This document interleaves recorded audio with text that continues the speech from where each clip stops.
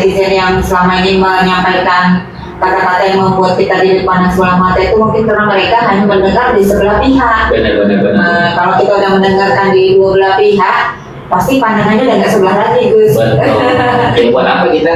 Terus ini aku mau tanya juga Gus, emang kalau kita balas ini untuk omong-omongan yang negatif dari dari mereka, iya, apakah itu ada untungnya sama kita? Berarti aku sama aja dengan mereka. Nah, tuh dengerin. Berarti kalau aku balas nanti sama aja aku sama netizen yang negatif. Buat apa? Lebih baik kita sama-sama positif di sini, belajar positif, belajar hal yang membuat kita lebih berpikir jernih aja ke depannya seperti apa. Lebih enak kan lebih enak, betul, enteng, tenang, nggak ada beban. Ya, untuk apa kita membebani diri kita sendiri? Kalau kita membebani diri kita sendiri, pertama kita bisa dapat dosa, betul nggak, posisi capek. Akhirnya kita juga berpikirnya jadi mentok terus ke situ aja yang kita pikirin. Iya, buat apa, nggak ada untungnya. Pertama, emang kita bisa dapat duit dari hal yang seperti itu? Tidak. Lebih baik kita memikirkan hal-hal yang positif, hal-hal yang bisa mendapatkan keuntungan. Yang kita lihat ini, katanya Agus udah dengar tayangan dari Bunda Korla itu ya? Iya. Yang katanya Agus makin apa katanya? Iya, Bunda Korla dibantu nih Agus supaya nanti ada damai lah. Kita nggak usah istilahnya bilang Teh Novi benar, Agus benar, nggak usah, dua-duanya benar. Benar nggak Gus? Iya. Hanya ini tinggal egonya aja dituruni barangkali ya Gus ya, masing-masing dituruni apapun. Ini terjadi sebenarnya kan berawal dari inisiatif dari Teh Novi ya, sebagai orang yang peduli dengan kemanusiaan ya kan. Agus kan hanya mengikuti, bukan begitu Gus? Iya. Jadi benar-benar nggak ada yang salah lah, pokoknya semuanya benar lah.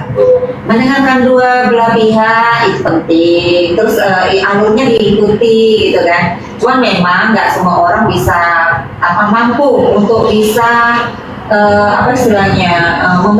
membaca apapun sebuah persoalan dan mendengarkan dari dua belah pihak, karena memang itu dibutuhkan keahlian khusus memang, dan masyarakat kan nggak mampu untuk menganalisis sampai sejauh itu gitu. Jadi mereka yang lebih gampang itu mudah diprovokator, udah itu mereka itu nanti sih repotnya gitu, kehidupan masyarakat yang nggak tertib itu gitu.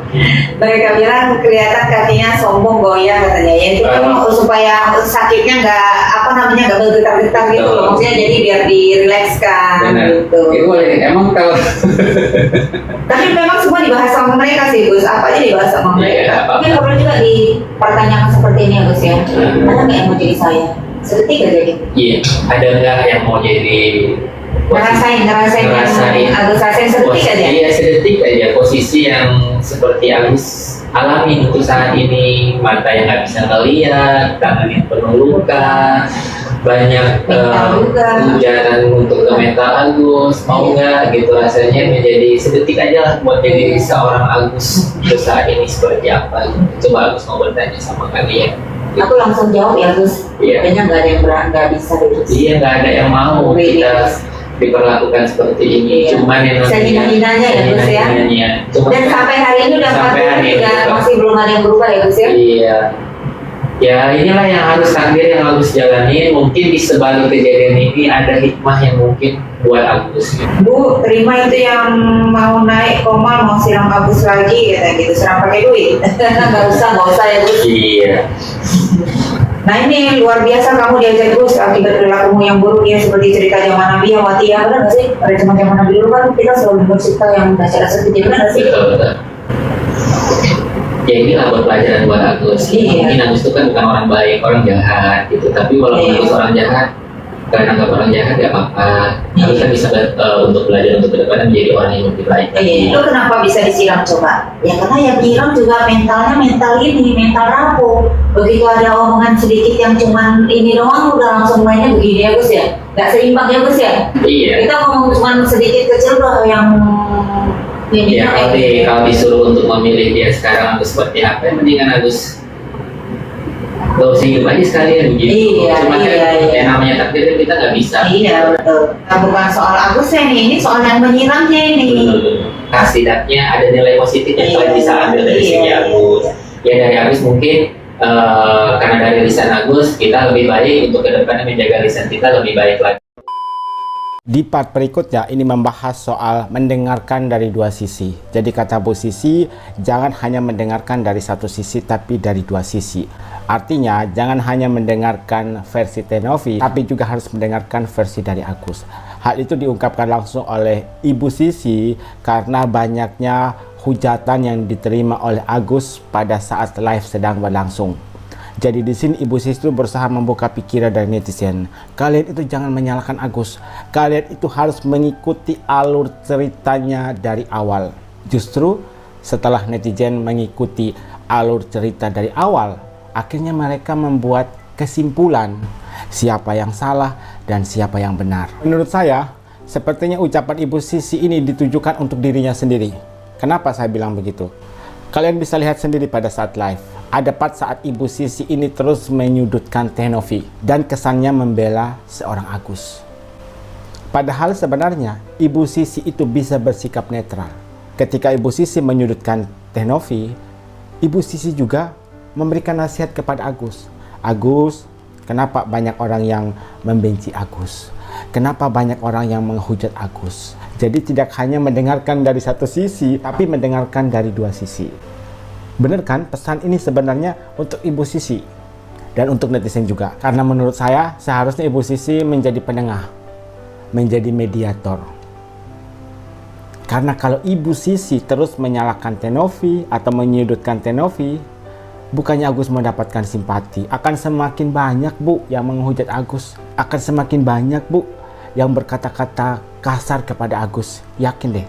Tapi kalau Ibu Sisi menjadi penengah di situ, ada momen saat Ibu Sisi membenarkan perkataan Tenovi, ada momen juga saat Ibu Sisi membenarkan perkataan Agus, maka akan ada kemungkinan netizen juga akan berubah pandangan kepada Agus.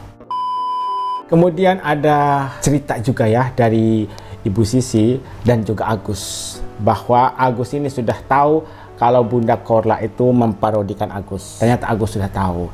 Nah di situ kan ada pengakuan dari Agus. Saya ngefans kok sama Bunda Korla.